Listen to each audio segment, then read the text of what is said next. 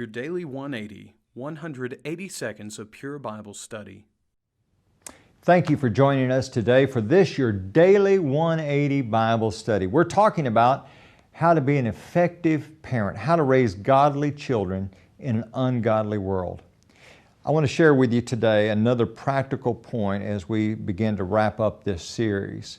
And that is the fact that your children need to know that there is a rational basis for their faith. It is a sad thing that a lot of people, they talk about faith as kind of a pie in the sky thing. They talk about you just believe, and the idea of you just take that blind leap of faith. That's a concept that's completely foreign to the Bible. God doesn't want anyone making a decision based upon ignorance. Listen to 1 Peter chapter 3 and verse number 15.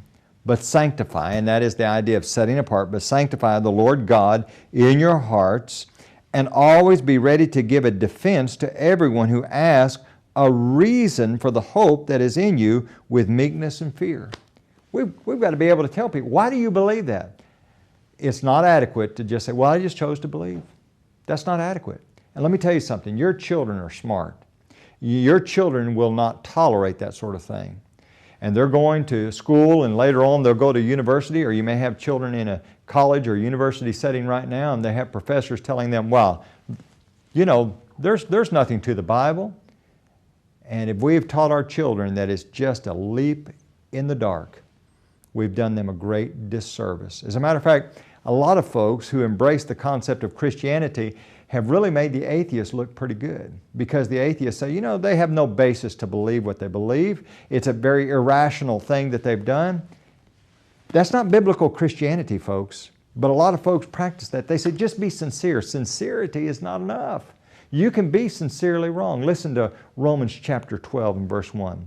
I beseech you therefore, brethren, by the mercies of God, that you present your bodies a living sacrifice, holy, acceptable to God. Now get this, which is your reasonable service. Do you realize that serving God is reasonable? It's rational. It makes sense. It's not just a leap in the dark. If we're going to say, well, we just chose to believe, then why couldn't someone else just choose to believe in the flying spaghetti monster? You say, well, that's ridiculous. That's what the atheists say about those who believe in the Bible.